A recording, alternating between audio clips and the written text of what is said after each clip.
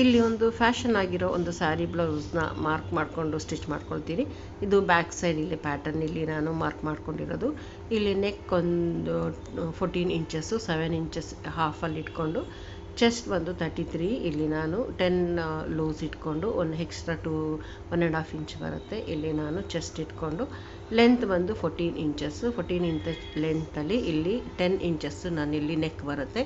ಇಲ್ಲಿ ನೆಕ್ಕೆ ಫ್ಯಾಷನು. ಇಲ್ಲಿ ನಾನು ಸೈಡಲ್ಲಿ ಒಂದು 3.5 ಇಂಚ್ ಇಟ್ಕೊಂಡು ಮಾರ್ಕ್ ಮಾಡ್ಕೊಳ್ತೀನಿ. ಬ್ಯಾಕ್ ಸೈಡ್ ನೆಕ್ಕಲ್ಲಿ ಮೇಲ್ಗಡೆ 2.5 ಇಂಚ್ ಇಟ್ಕೊಂಡು ಒಂದು ಶೇಪ್ ತಗೊಳ್ತೀನಿ. ಇಲ್ಲಿ ಬೋಟ್ ನೆಕ್ ಇದು.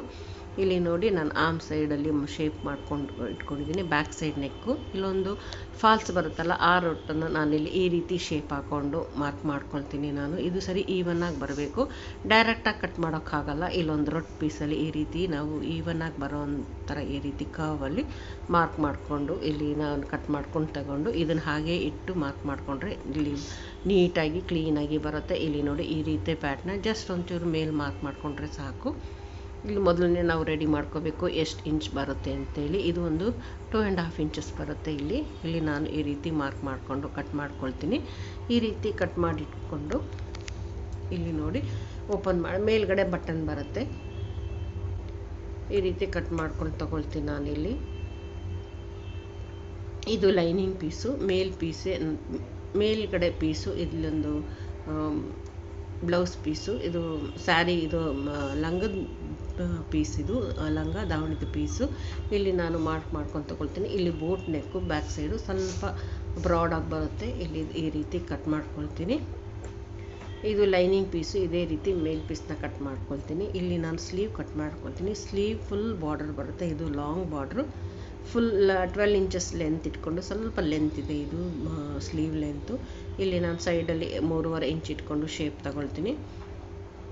ಇಲ್ಲಿ ನಾನು ಬಾರ್ಡ್ರ್ ಕಟ್ ಮಾಡ್ಕೊಂಡು ತಗೊಳ್ತೀನಿ. ಇಲ್ಲಿ ಇದೇ ಬಾರ್ಡ್ರು ಸ್ವಲ್ಪ ಬ್ಯಾಕ್ ಸೈಡಲ್ಲಿ ಬರುತ್ತೆ. ಇಲ್ಲಿ ನಾನು ಕಟ್ ಮಾಡಿಕೊಂಡು ತಗೊಳ್ತೀನಿ. ಇಲ್ಲಿ ಫ್ರಂಟ್ ಸೈಡು ಪ್ರಿನ್ಸಸ್ ಕಟಿಂಗ್ ಬರುತ್ತೆ. ಆಲ್ರೆಡಿ ನಾನು ಈ ಪ್ರಿನ್ಸಸ್ ಕಟಿಂಗ್ ಸುಮಾರು ಬ್ಲೌಸ್ನ ನಾನು ತೋರಿಸಿದ್ದೀನಿ, ಹಾಗಾಗಿ ಇಲ್ಲಿ ನಾನು ತೋರಿಸ್ತಾ ಇಲ್ಲ.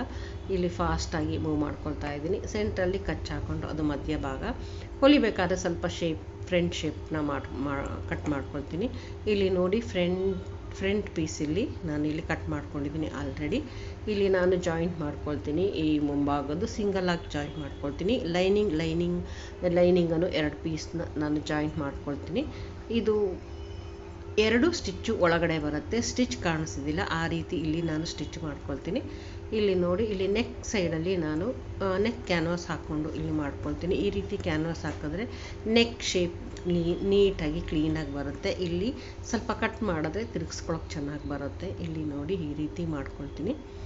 ಇಲ್ಲಿ ಬ್ಯಾಕ್ ಸೈಡ್ನೂ ನಾನು ಇಲ್ಲಿ ಈ ರೀತಿ ಶೇಪ್ನ ಇಟ್ಕೊಂಡು ಇದಕ್ಕೂ ನೆಕ್ ಕ್ಯಾನ್ವಾಸ್ ಆಗಿ ಇಲ್ಲಿ ಕ್ಯಾನ್ವಾಸ್ ಆಗಿ ಫುಲ್ಲಾಗಿ ಇಟ್ಕೊಂಡು ನಾನು ಇಲ್ಲಿ ಸ್ಟಿಚ್ ಮಾಡಿಕೊಂಡು ಆಮೇಲೆ ಕಟ್ ಮಾಡ್ಕೊಳ್ತೀನಿ. ಇಲ್ಲಾಂದರೆ ಅದು ಅಷ್ಟು ನೀಟಾಗಿ ಬರೋದಿಲ್ಲ. ಈ ರೀತಿ ಮಾಡಿಕೊಂಡ್ರೆ ಶೇಪ್ ತುಂಬ ನೀಟಾಗಿ ಬರುತ್ತೆ. ಇದು ಸಿಂಪಲ್ ಆಗಿರೋ ಕ್ಯಾನ್ವಾಸು, ತೆಳು ಕ್ಯಾನ್ವಾಸು, ನೆಕ್ ಕ್ಯಾನ್ವಾಸು. ಇದನ್ನು ಹಾಕ್ಕೊಂಡ್ರೆ ನೀಟಾಗಿ ಬರುತ್ತೆ. ಇಲ್ಲಿ ನಾವು ಎಡ್ಜಲ್ಲಿ ಕ್ಲೀನಾಗಿ ಕಟ್ ಮಾಡಬೇಕು. ಇದಕ್ಕೆ ಕಚ್ ಅಂತ ಹೇಳ್ತಾರೆ. ಈ ರೀತಿ ನಾವು ಕಚ್ ಹಾಕ್ಕೊಂಡು ತಿರುಗಿಸ್ಕೊಂಡ್ರೆ ಈ ಶೇಪ್ಗಳೆಲ್ಲ ನೀಟಾಗಿ ಚೆನ್ನಾಗಿ ಬರುತ್ತೆ. ಈ ರೀತಿ ಹೊಲಿದಾದ್ಮೇಲೆ ನಾವು ತಿರುಗಿಸಿದ್ಮೇಲೆ ಅಯನ್ ಮಾಡ್ಕೊಳ್ಬೇಕು. ಈ ರೀತಿ ಮಾಡಿದ್ಮೇಲೆ ಇಲ್ಲಿ ಅಯನ್ ಮಾಡ್ಕೋಬೇಕು. ಅಯನ್ ಮಾಡಿಕೊಂಡ್ರೆ ಸ್ವಲ್ಪ ನೀಟಾಗಿ ಬರುತ್ತೆ. ಇಲ್ಲಿ ನೋಡಿ, ಸ್ವಲ್ಪ ಅದು ಕ್ಯಾನ್ವಾಸ್ ಸ್ವಲ್ಪ ಗಮ್ ಇರೋದ್ರಿಂದ ನೀಟಾಗಿ ಕುತ್ಕೊಂಡ್ಬಿಡುತ್ತೆ. ಇಲ್ಲಿ ಈ ರೀತಿ ಮಾಡ್ಕೊಳ್ತಾ ಇದ್ದೀನಿ ನಾನು. ಅಯನ್ ಮಾಡಿದ್ರೆ ಫೈನಲ್ ಫಿನಿಶ್ ಆಗಿ ಬರೋದು. ಇಲ್ಲಿ ನೋಡಿ ಕ್ಲೀನಾಗಿ ಮಾಡ್ಕೊಳ್ಬೇಕು. ಈ ರೀತಿ ಆದಮೇಲೆ ಇಲ್ಲಿ ನಾವು ಶೋಲ್ಡ್ರ್ ಜಾಯಿನ್ ಮಾಡ್ಕೊಳ್ಬೇಕು. ಈ ರೀತಿ ಐರನ್ ಮಾಡ್ಕೊಂಡ್ಮೇಲೆ ಇಲ್ಲಿ ನಾನು ಶೋಲ್ಡ್ರ್ ಜಾಯಿನ್ ಮಾಡ್ಕೊಳ್ತೀನಿ.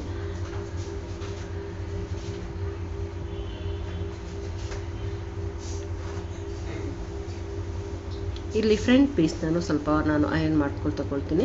ಇಲ್ಲಿ ಪ್ರಿನ್ಸಸ್ ಕಟಿಂಗ್ ಆದ್ದರಿಂದ ಇಲ್ಲಿ ಸ್ವಲ್ಪ ಕ್ರಾಸ್ ಪೀಸ್ ಎಲ್ಲ ಕ್ಲೀನಾಗಿ ಅಯನ್ ಮಾಡ್ಕೊಂಡು ತೊಗೊಳ್ಬೇಕು. ಇಲ್ಲಿ ಫ್ರಂಟು ಬ್ಯಾಕು ಎರಡೂ ತೊಗೊಳ್ತೀನಿ.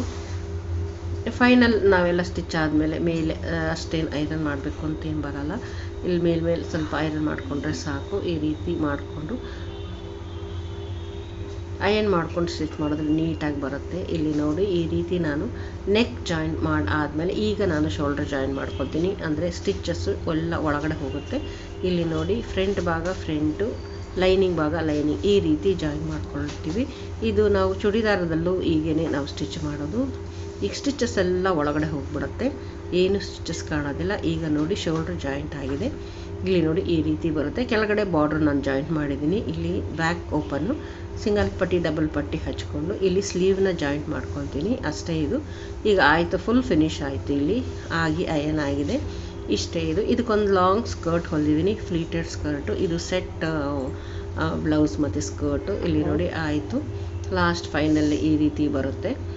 ಬ್ಯಾಕ್ ಸೈಡ್ ತಿರುಗಿಸಿದ್ರೆ ನೋಡಿ ಈ ರೀತಿ ಬರುತ್ತೆ. ಇದು ಫ್ಯಾಷನಬಲ್ ಬ್ಲೌಸು. ಮೇಲ್ಗಡೆ ಒಂದು ಬಟನ್ ಬರುತ್ತೆ,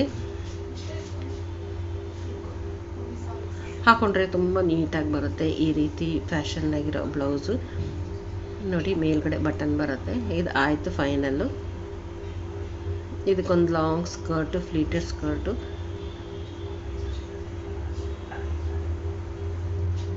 ಹಾಫ್ ಸ್ಯಾರಿ ಸ್ಕರ್ಟು. ಇಲ್ಲಿ ನೋಡಿ ಇದನ್ನು ಐರನ್ ಮಾಡಿ ಆಗಿದೆ. ಇದು ಸಿಂಪಲ್ಲಾಗಿ ಫ್ಲೀಟೆಡ್ ಸ್ಕರ್ಟ್ ಅಲ್ಲ, ಅದು ನಾನು ತೋರಿಸಿಲ್ಲ, ಇದು ಸ್ಟಿಚ್ ಮಾಡಾಗಿದೆ. ಹೇಗಿದೆ ಅಂತ ಕಮೆಂಟ್ ಮಾಡಿ ಹೇಳಿ. Thanks for watching. ಸಬ್ಸ್ಕ್ರೈಬ್ ಮಾಡೋದನ್ನು ಮರಿಬೇಡಿ.